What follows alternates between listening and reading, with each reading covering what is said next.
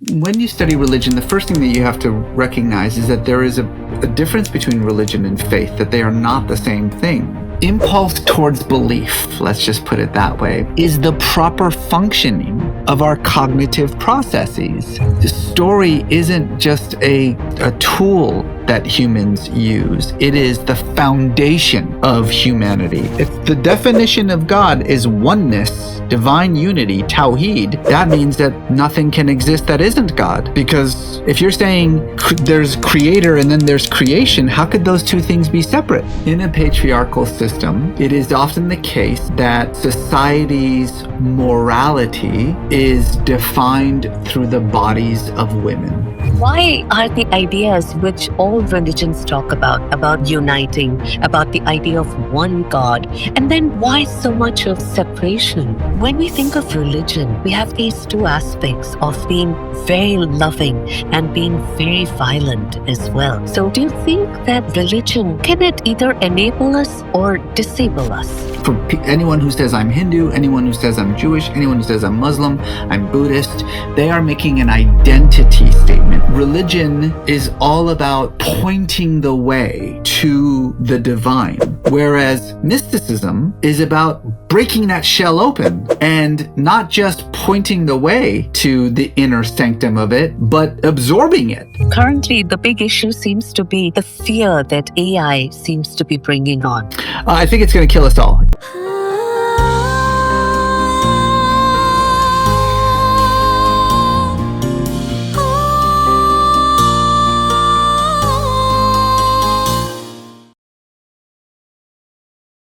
Creativity often lives in the space between belief and doubt, between the stories we inherit and the truths we create. My guest today, Reza Aslan, has spent his life exploring those very spaces. A writer, scholar of religions, and thinker who bridges East and West, faith and reason.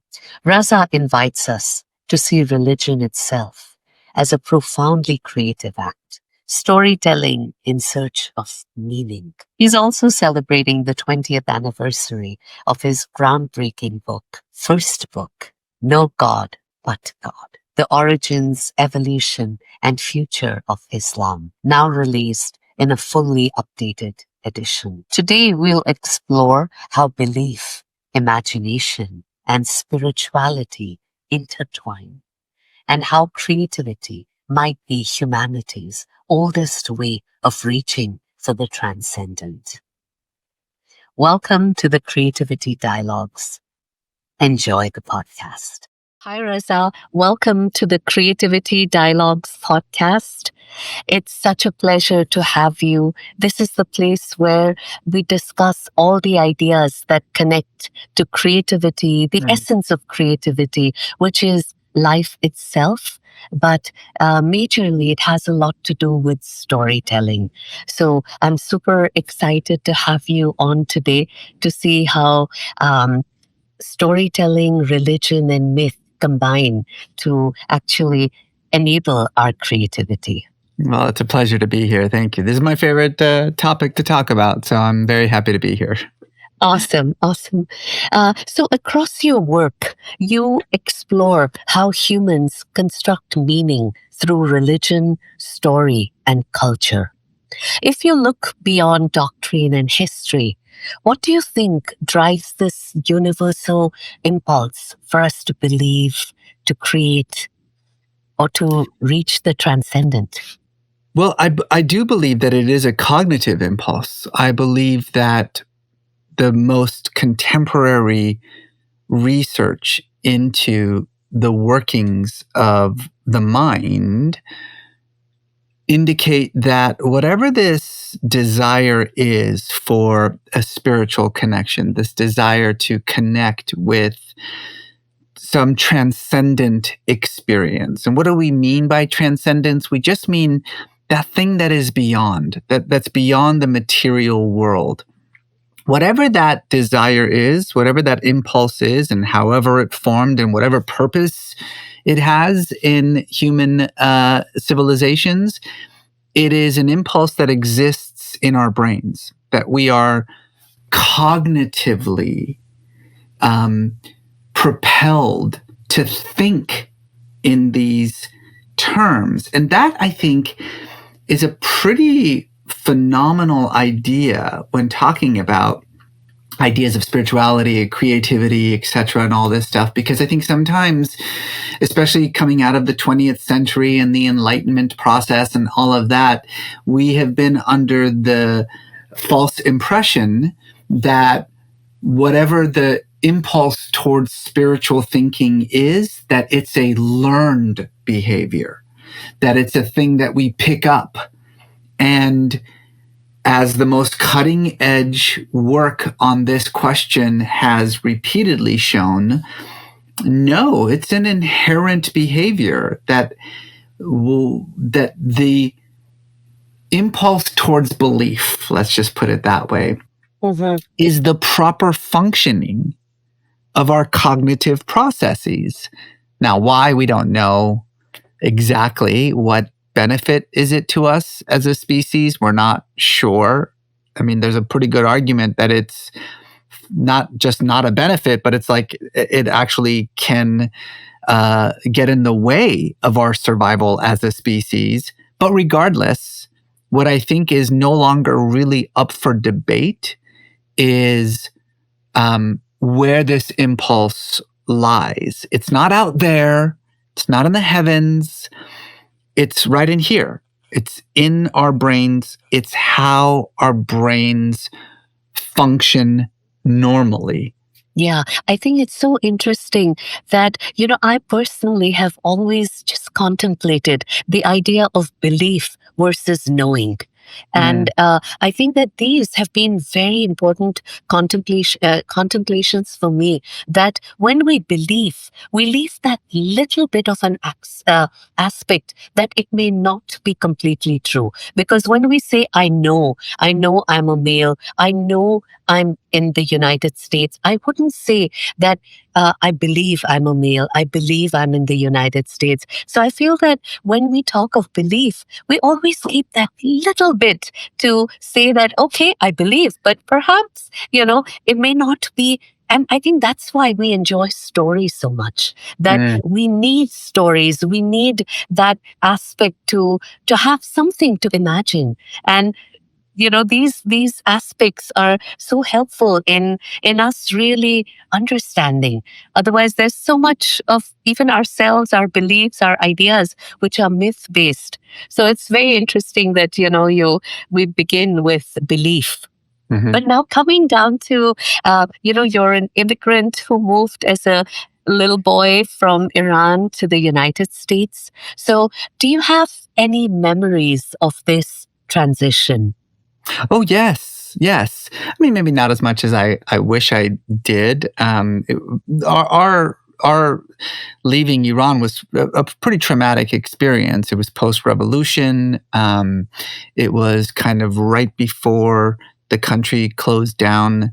And so I think that experience of trauma probably affected the way that a lot of my memories of my first 7 years in Iran actually function. But yes, no, I mean, I remember my family. I remember the country. I remember the experience. I certainly remember the experience of leaving, and I absolutely remember the revolution. The revolution was an incredibly disruptive year-long event, and even as a 7-year-old child, I understood that something profound was taking place, that this was a seismic shift in the way that the country and the world was going to sort of be post this revolution.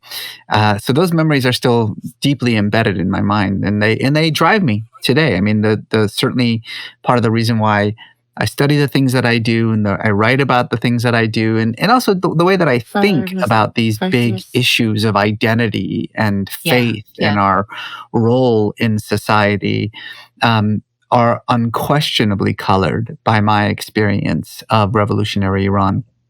So do you still stay connected with Iran to this date? I do. I mean, obviously, I still have a lot of family in Iran. I have not myself been back to Iran since 2005, so that was 20 years ago. That was the last time that it was somewhat safe for me to be in Iran, and it's no longer that way anymore. And by the way, what I mean to say is it's not safe for me anymore, not because Iran has changed, but because my position has changed. I was fairly unknown in 2005. I'm not unknown to 2025, and so can't kind of fly under the radar the way that I did the last time I was there. But, obviously I have a very deep and abiding love for my culture, my heritage. It still defines me both as a person and as a thinker. I'm a Jungian. I'm very, I take Jungian archetype very seriously as a concept. I believe that it's very real. And so I do feel when I think about my personality, the way that I see myself as a person in the world, it's very much colored by generations and generations of of the Persian archetype.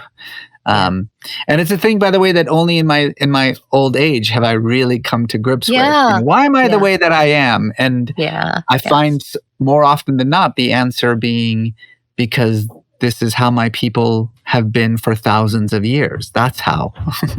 Yeah, that's amazing. So, Reza, when did and how did you get so interested in religion that you took that up as your main theme to pursue? I think partly it had to do with my experience of revolutionary Iran. Going back to that, I was able to see firsthand the power that religion has to transform a society for good and for bad. And I think those images never really left me. They really bored themselves into my subconscious. I didn't really grow up with much religion, either in Iran or, when we came to the States. So it's not as though I grew up in a family that taught me about, religion, about Islam or any of those things. But it was always there. It was always an interest of mine. And partly, I think, because I've mentioned this in interviews before, my father was a militant atheist. And so I think, as often happens with children, when your parents have a certain set of beliefs or a certain way of looking at the world, you tend to rebel from those beliefs. And in my case, my rebellion was profound interest in religion and in spirituality, not just religion as an academic pursuit, but also spirituality as like a human endeavor. And then it was also, from a very practical standpoint, I'm someone who has a lot of interests. I'm fascinated by art and architecture and history and anthropology and sociology and archaeology. Like, all of these things are really, really interesting to me. And what's wonderful about religion as an academic enterprise is that it encompasses all of those things. I always sort of tell people who are just generally interested in the humanities that you should probably study religion because it lets you do all of it. Yes, that's so true. In fact, when you spoke about your childhood, I have experienced something quite similar to that because I belonged to an atheist family. I mean, not atheist, but there was very minimum. I grew up in the Hindu religion, and I always wondered that why didn't we pray like the others? I sort of always felt a deep connection with something I couldn't describe. And yet I felt that God didn't really have a name as religions talk about, but it was just a felt connection. And so I totally feel a connection with you that you too felt your own connection with something larger than what we see and what we know. And so although you didn't get it from your family, you seeked it by yourself. That's cool. Could you actually explain the core principles and structures of the different religions that you have learned and engaged with? Oh, wow. The core principles and structures.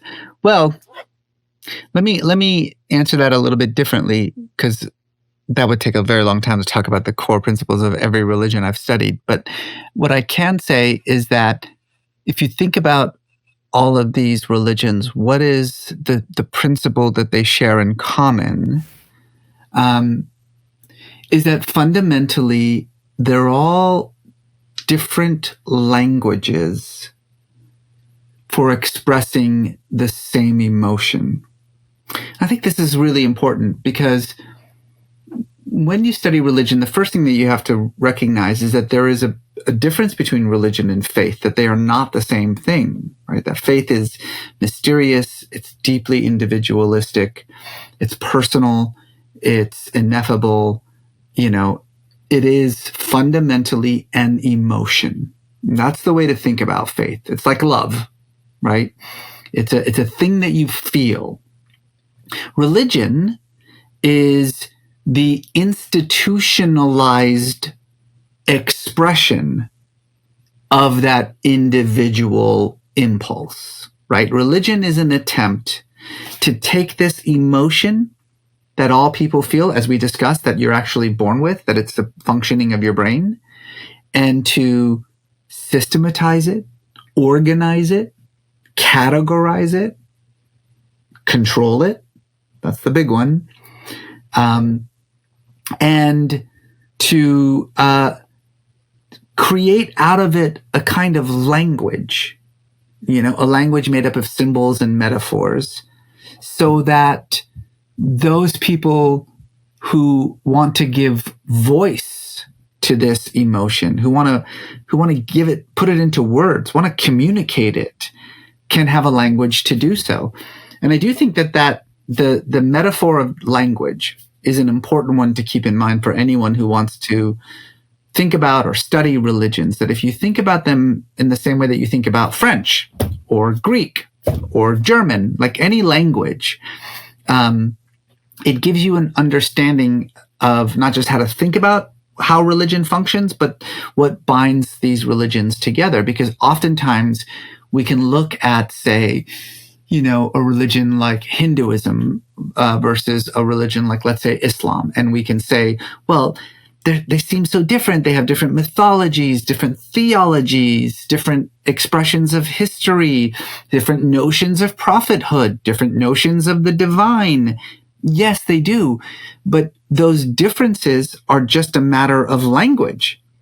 They use a different set of symbols and metaphors to essentially to describe the same thing, right? So it's like, to use Rumi's famous example, that, you have four travelers, an Arab, a Greek, a Persian, and a Turk, and they all want different things. They all are asking for different things. And then an interpreter shows up, and he speaks Arabic, Turkish, Persian, and Greek. And he realizes, they're just using four different words for the same thing. What they each want is grapes. So I'll just go get you the grapes. And everyone says, this is the thing. This is the thing that I wanted. And it's like, yeah, because I speak all of your languages. I know that you're saying the same thing. And that is very much the way that I think about my role, both as a scholar and a thinker, is that I speak all these languages. And so I see it as part of my responsibility to be able to say to these different peoples, different religions, different communities, you're all just saying the same thing. Yeah. And also, I think that these stories and these ideas have evolved with the times, in the sense that it's not exactly as it was, but they've kept changing and evolving to suit our times. And I think so perhaps what has happened is just the essence of that has been retained. Like when you speak of Rumi, my favorite poet, the one thought of his, which I won't even remember the exact quote, but it's been so powerful in living, which is, the wound is where the light enters. Mm-hmm. And so, whenever I felt sad about anything personal, anything which has affected me and my life. It's these, even just a quote, an idea of the wound that, don't put away the wound, but embrace it, because the wound is where the light enters. And so I'm very curious that, what are these different stories that really help us to hold on to these ideas? Sometimes it's not even a particular religion that we're thinking about when we think on a day-to-day basis, but it's these stories that kind of help us deal with our own life, that make all the difference. Are there any stories such that, that these ideas really help us move through life, help us understand life, deal with life better? I mean, this is my favorite subject. I mean, as a storyteller, I never get tired of talking about the importance that storytelling has to our very understanding of the human condition. I think we in the modern world, we sort of think of stories as entertainment. Yeah. Religion is just storytelling. Politics is just storytelling. History is just a story that we tell. In fact, our very sense of self, who we are in an indeterminate world, is nothing more than a story that we have constructed based on what we think might be our memories, but which science tells us probably aren't even our memories. And so I always tell my students this all the time, that like, story isn't just a tool that humans use. It is the foundation of humanity. That when we confront the universe, when we confront the unexplainable, when we even confront, the depths of our own being, it becomes very difficult for us to make sense of those things unless we categorize them in the form of a story. Storytelling is how we know who we are. And so I do think that there is a real importance in this concept as endemic to the human condition, but also as sort of, in many ways, the definition of what it means to be human. To be human means to be able to construct a story about ourselves and our place in the universe. Are there any stories that you would say specifically that are powerful enough that we can sort of universally use, connected to Christianity, to Islam? We do. Even when you talk about, this is an idea that's been, prevalent in the study of religions really since the end of the 19th century. And there was sort of a wonderful term that was used for it. It was called the recurring patterns of religious phenomenon, which is just a very complicated way of saying, hey, have you noticed that the same story is just told again and again and again, like by one religion to another, by religions that have no connection with each other? It's just the same story again and again and again. The story of the God-man who dies and rises again. Like, that is a story that is thousands of years older than Christianity. The story of a great catastrophe that destroys the world and allows the world to be rebuilt. That story we have in 100 different traditions around the world, traditions that would have absolutely no connection to each other whatsoever, and so therefore could not be influenced So by I had a each other. question in this, that when stories, and especially stories that matter about religions, they're absolutely, just as you described, they're eternal, they're needed, they're valued by every religion and its practitioners. What really separates them? Do you think that it's individual rituals and the rules that they've created around that? What separates them is context. This kind of goes back to something that you were saying before about sort of how, religion changes. Well, that's actually the most important trait of religion, that it is an ever-evolving process, that what we call Islam today bears almost no resemblance to what we called Islam 500 years ago. And what we call Islam in Los Angeles, where I live, bears almost no resemblance to what they call Islam in, Malaysia. And same thing with Christianity, same thing with Hinduism, Judaism, that religions are in a constant state of evolution. They are in a constant state of flux. And indeed, the difference between a living religion and what we now call dead religions that just kind of either don't exist anymore or on the verge of no longer existing, is that one is capable of transformation and change and one is not. The history of religions is littered with dead religions. Those religions went away not because they were false. Like the notion of truth and false don't really bear much role to play when we talk about the world's religions. Those religions went away because they were incapable of change. They were incapable of transformation.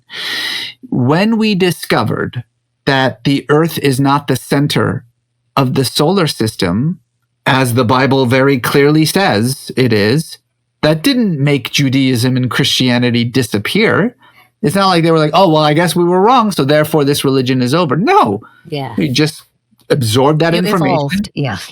And kept going, And I think that that's a really important factor to keep in mind, that it's, when we sort of fast forward our minds to 100 years from now, 500 years from now, 1,000 years from now, there'll still be Christianity. There'll still be Islam. It just won't look like what we call Christianity and Islam today, because the world will be different. So that's really what it is. It's about the soil out of which religion arises and the soil into which religion is planted.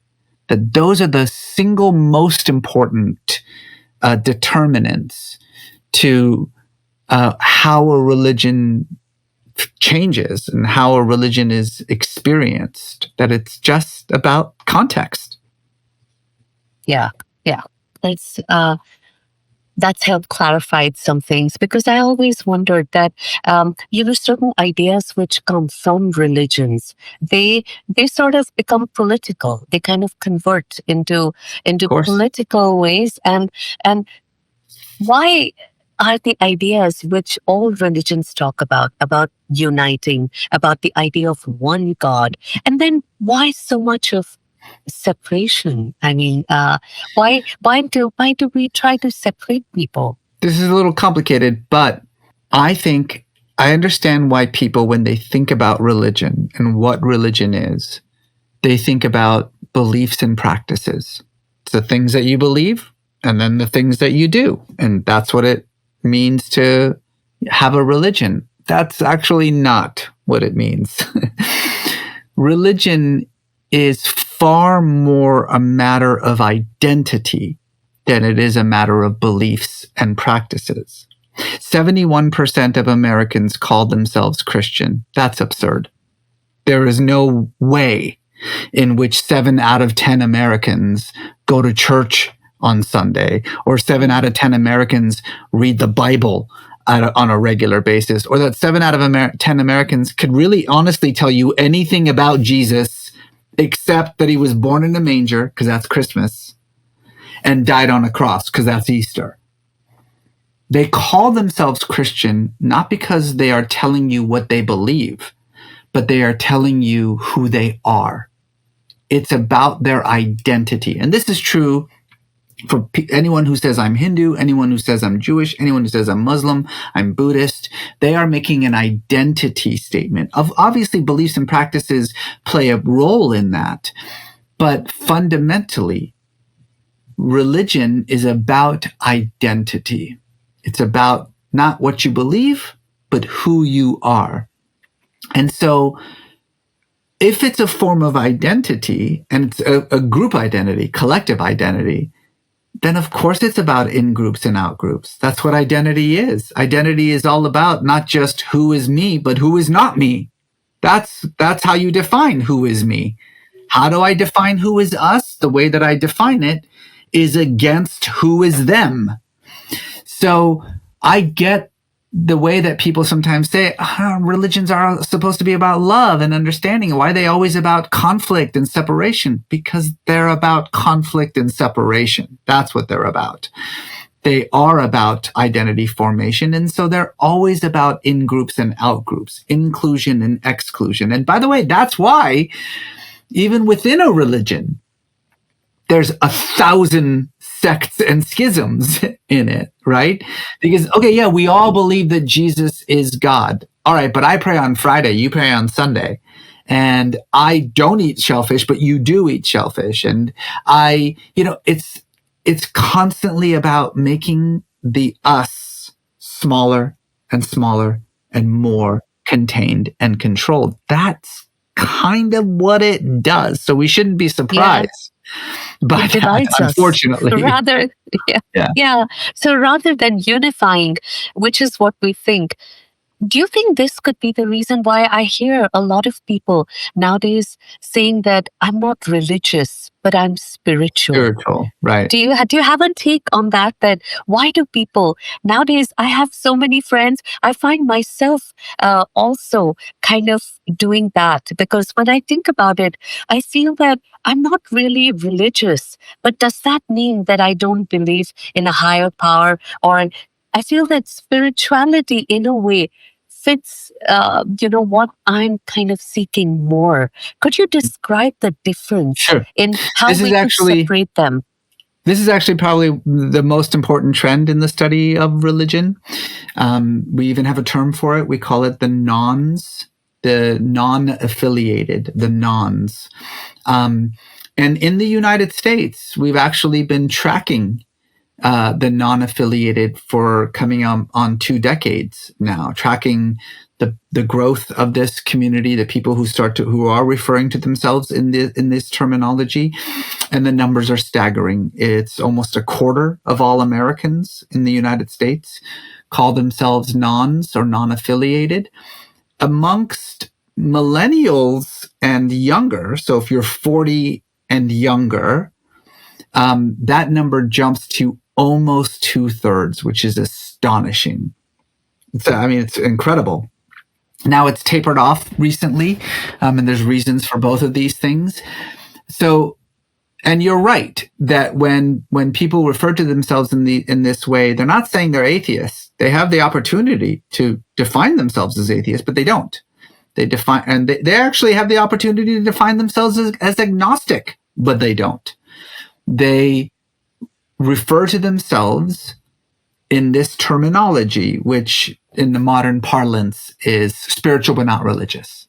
Like, yeah, I believe in a higher power. Yes, I even call that higher power God. And sure, I pray. And yes, I seek spiritual connection through yoga or through hiking or through, whatever, meditation or whatever the case may be. But do not call me Christian. Do not call me Jew. Do not call me Muslim. I don't want to be called those things. And there is a real insight. Your question is why? And there's an insight right there, is that this isn't about people turning away from religion. It's about people turning away from religious identity. That's what they're turning away from. All right. And that's very clear, because when we start to question the nons, right? When we go beyond just I'm spiritual but not religious, when we begin to ask them, define your spirituality. Tell me what your spirituality looks like. Tell me what you think about, like when you say the word God, what comes to mind? How do you define those things? Almost without exception, every single one of those nons uses religious language. God is love. And it's like, oh, where did you grow up? I grew up in a Christian family. Okay, so you're talking about Christianity then. So they begin to immediately use the language that they are most familiar with already, the language borrowed from religion, a particular religion, to describe themselves as non-religious. So This is really about, well, then why won't they just say Christian? You know, if it sounds like what you believe is pretty much Christianity, why not just say Christian? Why not just say Hindu? Just say Jewish. And that's where it is. It's that religion over the last century has become so adulterated by politics, by violence, by fundamentalism, by, you know, all the most grotesque aspects of the human condition, that even those people who consciously or not define their spirituality in very explicitly religious terms don't want to be called religious. Because if I say I'm Christian, then you think that I'm a Trump supporter. If if I say I'm Jewish, then you're going to be like, well, I'm a Zionist then, you know. If I say I'm Hindu, then you're going to be like, oh, like the RSS guys, huh? You know, like, no. And so I don't want to be associated with those things. And so I reject the label, but weirdly, not necessarily the beliefs, you know? So I think it's a very interesting trend. It's really being studied a lot right now. But from I think that's the important aspect of it. This just brings to mind something else that, we're fundamentally very violent. Like we have this ability to love. Yes. We're also fundamentally we have the capacity and perhaps the urge to be very violent as well. When we think of religion, we have these two aspects of being very loving and being very violent as well. So do you think that religion can support us or can, how can it either enable us or disable us in both these aspects? Let's go back to the idea of religion as identity, right?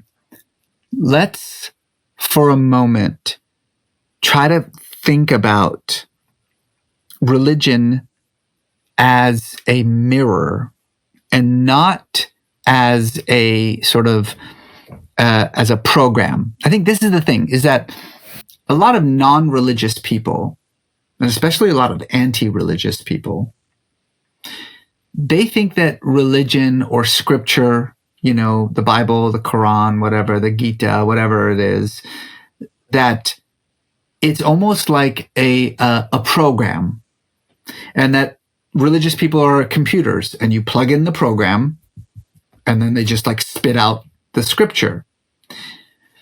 But that's not how it works.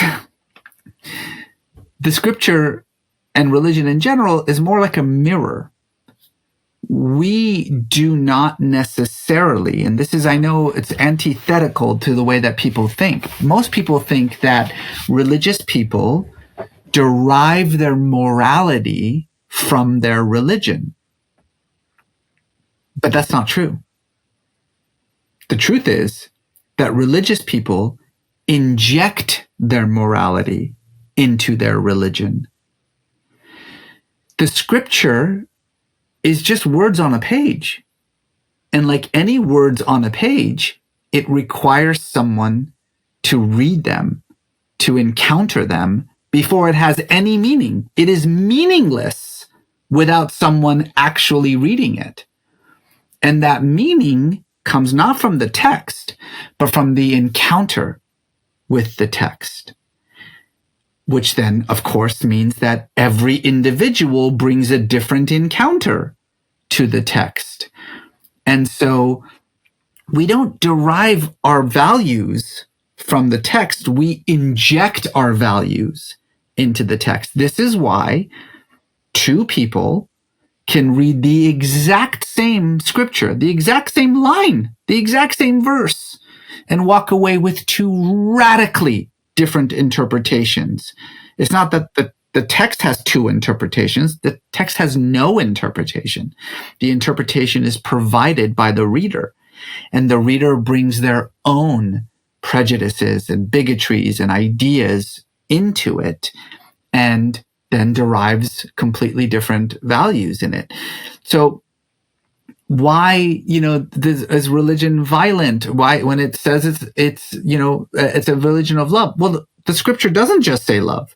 The scripture says love and hate, right? The same Torah that says, love thy neighbor as thyself also says, find every non-worshiper of Yahweh and murder them. Well, which one? The same Jesus who said, if someone strikes you on the left cheek, give him the right cheek, also said, I have not come to bring peace, but the sword. The same Quran that says, if you kill one person, it is as though you have killed all of humanity. Also says, slay the idolater wherever you meet them. So which one? Well, the answer is, who are you? The which one depends on who you are. If you are a person whose values and morals are about peace and pluralism and tolerance, then you will find everything that you need in your religion because you are injecting your values in it. If you are someone who is violent and misogynistic and bigoted, you will find everything you need in the text because you are inserting your values into it, not deriving values from it. This is so beautifully explained, Reza. Thank you, because it almost seems to me that religion could be a pathway just for us to recognize ourselves, to understand ourselves, and not who we pretend to be, but who we actually are. Yeah. I agree. There was another thing that I always wondered about, that some of the new, I don't know whether to call them religions or offshoots, be it Sufism, Kabbalah, Zen, and these. Could you explain a little bit about these that perhaps are not like those big, the foundational religions? Well, I'm not sure I would use the same terminology that you're using. Yeah, and excuse my. That's okay. I'm so new, and I'm totally speaking like perhaps the common person who which really is great, doesn't have an idea but is really curious and wants to understand these aspects. Yeah. No, I mean, look. So you mentioned three things. You mentioned Sufism, which is an offshoot of Islam. Kabbalah, which is an offshoot of Judaism, Zen, which is an offshoot of Buddhism. We can keep going on this. Now, you just happened to mention three mystical movements. So I don't know if that's specifically what you mean, but it is interesting. Actually, because they are in a sense. Yeah, no, they are in a sense. Yeah. Because there's something that all three of these, and really truly all mystical movements, have in common, is that in their attempt to break free from their, let's call it their parent religion, what they are truly trying to do is, as the Sufis say, break through the shell, the outer shell of religion, right? The metaphor is that that religion is this kind of ball, it's a shell, and that inside the shell, at the very middle of it, is the divine.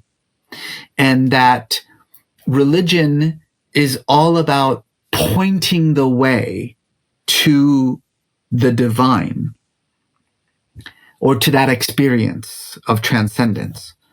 Whereas mysticism is about breaking that shell open and not just pointing the way to the inner sanctum of it, but absorbing it, being there, accepting it, becoming one with it. They don't want to point the way to God. They want to become a part of God. And those, in order to do that, requires oftentimes rejecting the shell, what we call the exoteric versus the esoteric, the inner instead of the outer. Well, that's a very threatening idea, because whether you're talking about Kabbalah or whether you're talking about Zen or whether you're talking about Sufism or whether you're talking about Christian mysticism, as we talked about before, religion is about control. It's about in-groups and out-groups.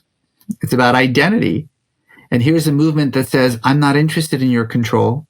I have no interest in identity. I don't care about in-groups and out-groups. I want to get rid of all of that and get to the very core, the very center of it. Well, that's threatening to the people who are in charge and who do the controlling and who define who's in and out and all of those things, which is why these movements have always been seen at best with suspicion and at worst with violence. But one could say that, at least in the three cases that you brought up, that they're the ones who are actually seeking the truth, the real kernel of, and everyone else is just obsessed with the outside, with the shell, the do's and the don'ts. And I think that that's an important part of like the way that the impulse that we talked about at the beginning comes into conflict with the institution. And oftentimes when that happens, there are two diametrically opposed responses. One is to accept the institution and to make it your identity. The other is to reject the institution and to try to get past it and to the core of what the institution is trying to hide. Yeah, this is, I really love the clarity with which you spoke about the outer of these big religions and these which look at the inner, perhaps through Sufism. Could you explain a little more that what is this inner aspect? When we talk about the inner aspect, what exactly do we mean? I mean, the truth for sure, but that's Specifically a in very Sufism? broad term. Yeah, maybe specifically so that we Okay. can just look a little in depth. This is great. at one. This is great. Okay. So when we talk about the external shell of religion, we're talking about doctrine, beliefs, and ritual practices, doctrine and ritual. And for instance, at the central doctrine of Islam, there is no God but God, is a belief not in the oneness of God, but in the unity of God. So the concept of tawheed in Islam, the oneness and unity of God, is this foundational creed, this foundational belief, which means that God is indivisible.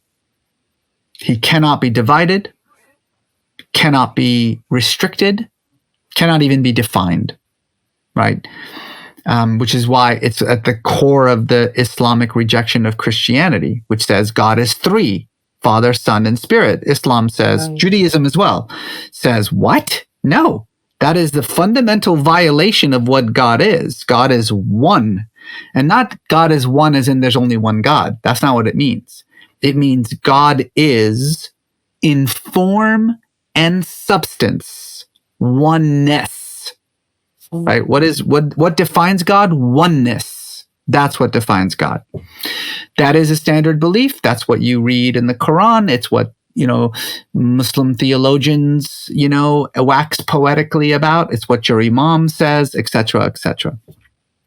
Well, the Sufi says, wonderful. That's a great external shell. But now let's break through that shell and let's talk about what it actually means to say God is oneness. Because if the definition of God is oneness, divine unity, tawheed, that means that nothing can exist that isn't God. Because if you're saying there's creator and then there's creation, how could those two things be separate?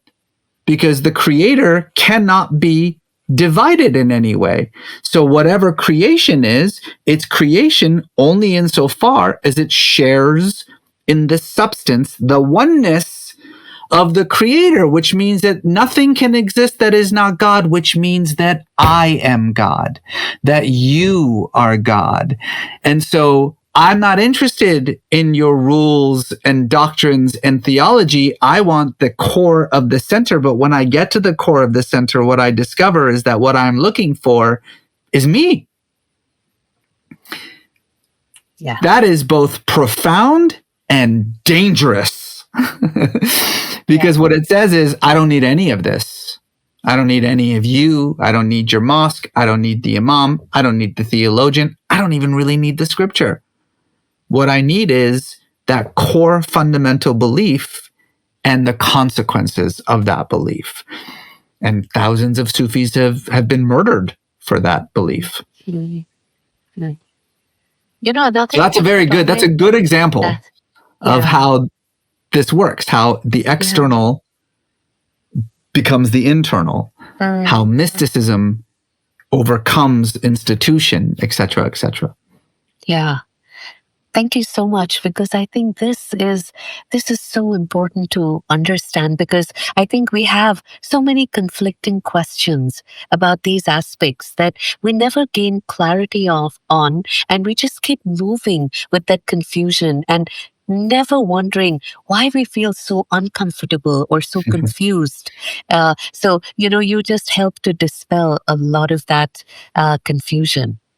I was also wondering that why is it that religion always seems to have, shown a preference towards males as opposed to females? Why is that? Why does Because it's about everything, control. and being a female always feels that no, religions have never really addressed me.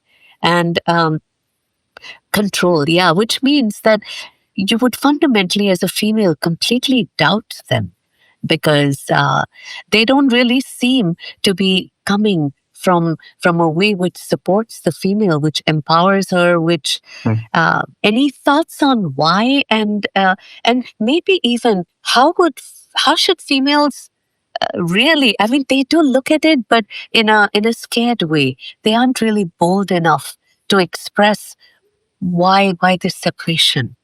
Well, there is ample evidence to show that the earliest forms, certainly once we began to transition from nomadic to sedentary, that the earliest forms of spirituality were matriarchal.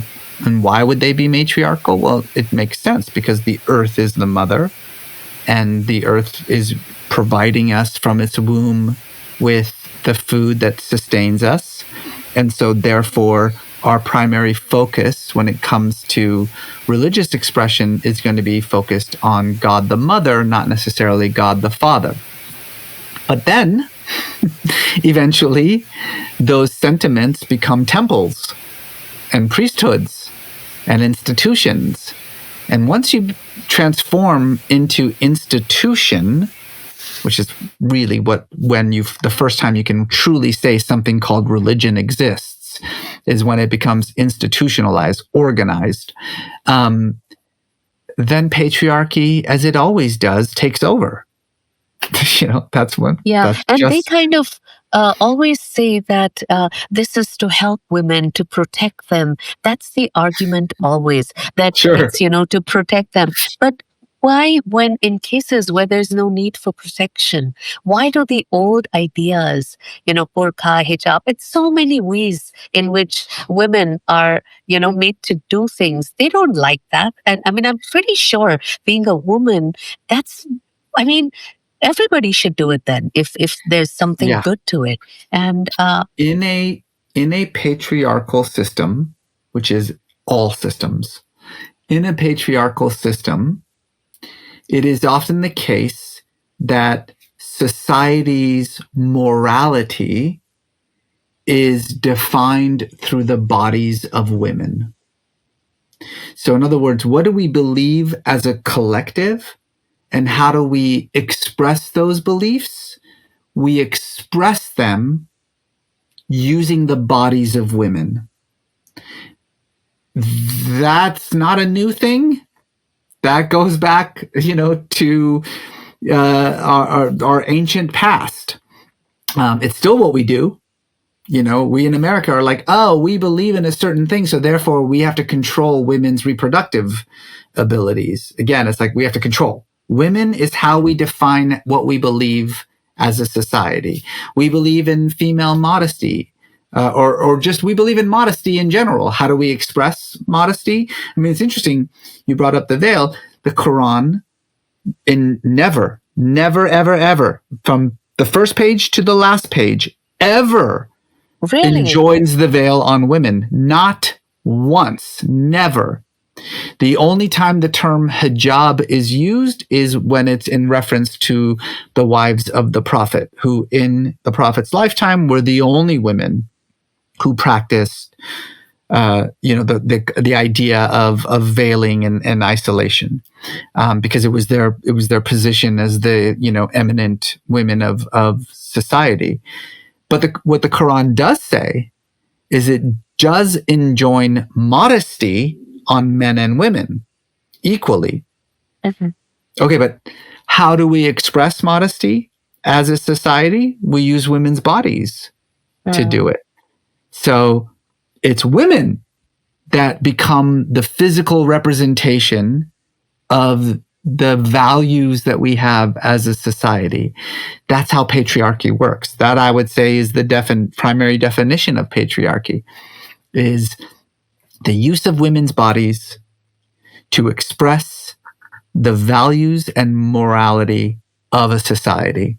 That is the foundation of patriarchy. So of course that's what we do. Of course we. It's so amazing. I sometimes also think that it's the level of brainwashing that this does to even women. Because I really believe if all the women really got together to decide that, no, we don't believe this, we don't agree with this. If everyone united, there could really be change. But it's because of a large section which has been brainwashed, which has bought into this, and so continues to practice it, that it prevails, I guess. So Reza, I never asked you that, you talk about Christianity, Islam. What do you follow? If I were to sort of give a label and a name to my spirituality, I would call it Sufism. That's, I think, the primary language that I use in order to express my view of myself in the world. But as a expert on religions, I don't think of myself, as being bound by any particular religious identity or religious language. I'm a bit adept at a lot of them, and I borrow from a lot of them. But it is Sufism that I constantly return to when I'm trying to come up with a way to communicate. Remember, I said religion is just about a language of communication. It communicates an emotion, and that emotion is almost impossible to put into words.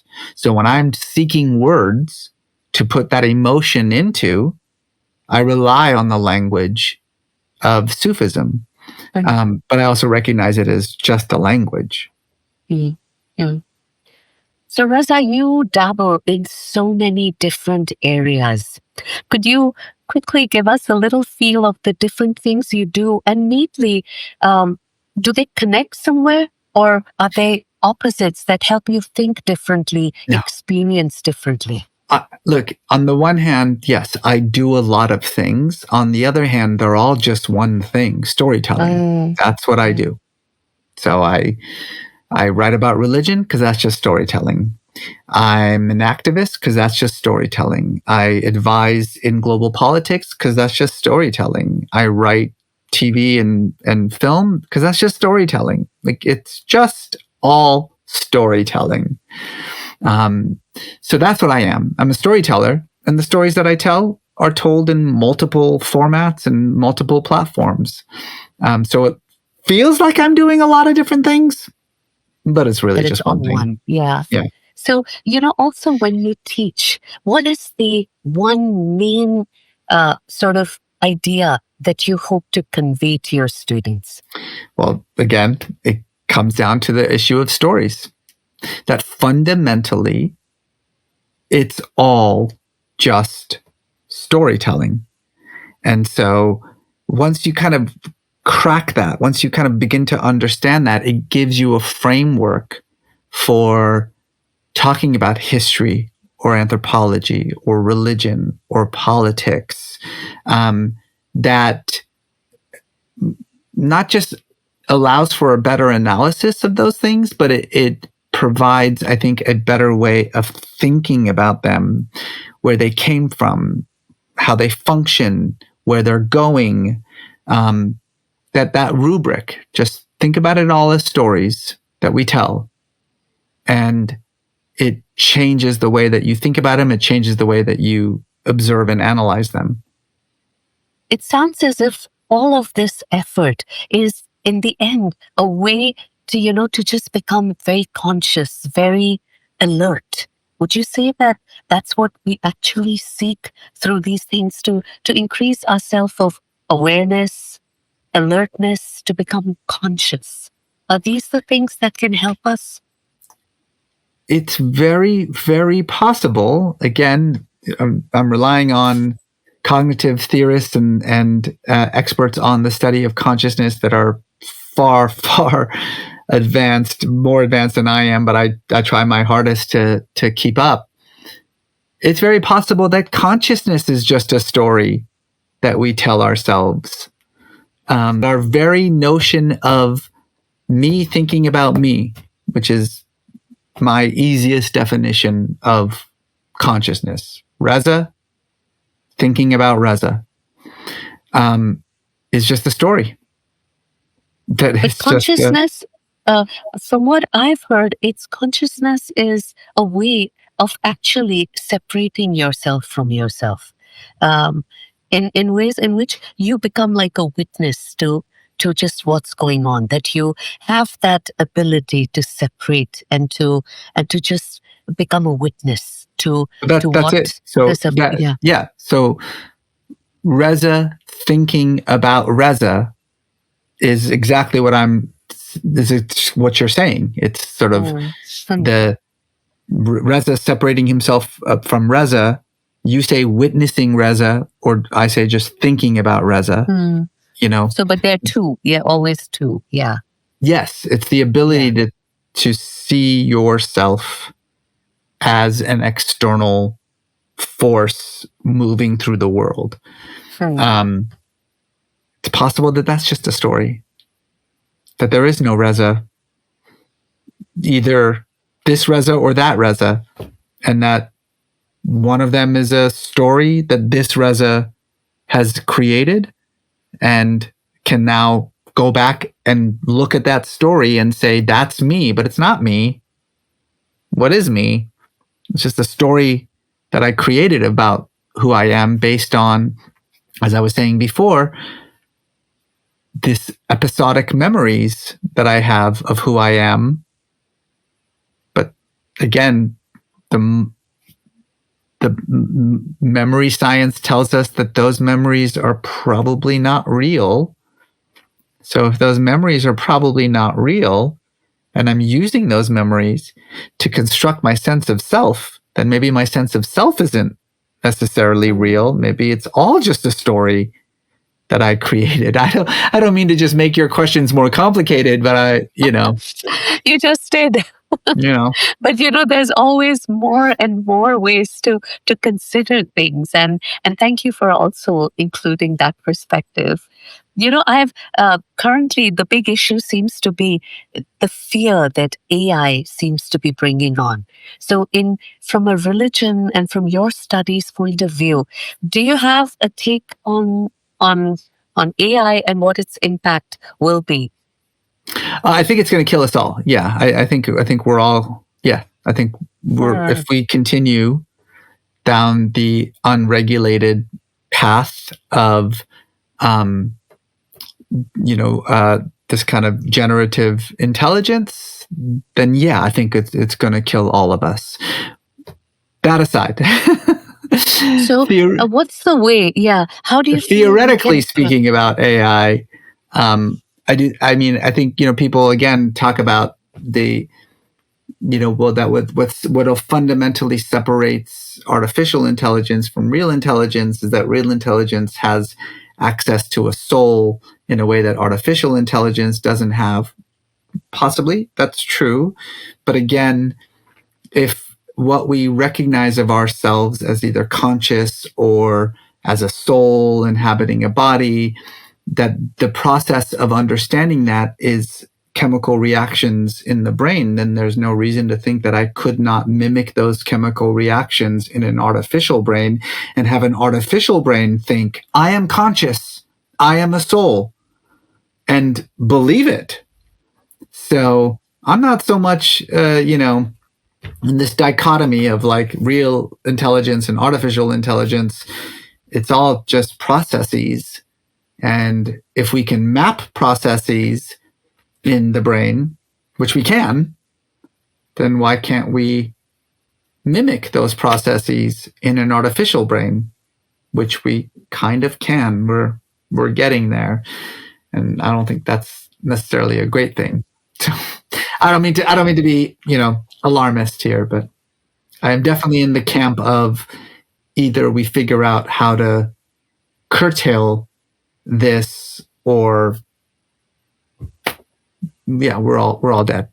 Yeah, I was speaking with someone yesterday and they felt that if seen the right way, AI could actually be a huge opportunity to reconnect with our own inherent creativity, because we've become so used to pretenses and, with social media, with the world of ready-made, of just getting things ready. But when we see the way that AI kind of just figures and pulls in so many different ideas, perhaps this could be a way to help us become creative ourselves if it goes the right way. And if it doesn't, then it's the other way. Yeah, no, that's lovely. Here's what I would say. You and I are both old enough to remember when there wasn't an internet. And when the internet was created, everyone said, this will give everyone access to all the information in the world. There will be no more such thing as silos. And within a decade, it's all silos. There's no such thing as access to all the, I'm not interested in information. I'm interested in other people who believe what I already believe, whether that's true or not. Then social media was created and we said, this is going to create connections between people all over the world, where we'll be able to have instant connections and it'll change humanity. No, all it did was create even closer and tighter in-groups and out-groups. It didn't connect us to each other. It just helped us divide ourselves even more forcefully. I love the idea that AI is just going to tap into humanity and creativity. Sure. That's kind of what we said about the internet and about social media. And we know how those two things turned out. So I hate to be a pessimist, but maybe I'm a little too familiar with the human condition to think that this is going to be a net benefit. Now, that's lovely that you even brought up the human condition, because I think that's a huge thing, that what holds us back from our creativity is we ourselves. It's not, it's a natural instinct, but it's amazing how we have completely moved away from our ability to even recognize that. Yes. And I think that the power of storytelling is that, you've got to make sense of things for yourself. Yes. I've wondered that, is there any way that we can even check our own stories? Because our stories can either empower us or they can take us completely the other way. Is there any way when we tell our stories, rather when we even create our stories, is there any foundational sort of thing that we can use to keep us conscious enough to know that? Yeah, I think if we're aware of our collective humanity, then I think that's the only checks and balances for these stories, because we know that what I want, what I feel, is what everybody else wants and what everybody else feels. So to have my wants and desires take away the wants and desires of someone else, that's the boundary that I can't cross. So it's just about understanding the common humanity that we share. Yeah. Yeah, I think that's very helpful to not just think independently, but to have a more collective consciousness, so that you don't just go off with just your own kind of ideas. Thank you so much for this amazing conversation, Reza. I mean, I feel that I can just go on speaking with you because there's so much depth, and I would love in the future to have more, just picking up specific topics and then going completely digging and diving into them in depth with you, because I feel today we addressed a sort of quick overview, but there's just so much to understand that can dispel so many myths that a lot of people carry. And I think this was a lovely kind of an appetizer of all of that, could be sort of explored in detail. And it was a delight. Thank you so much for the conversation. Yeah. And thank you, Reza. Thank you. Bye.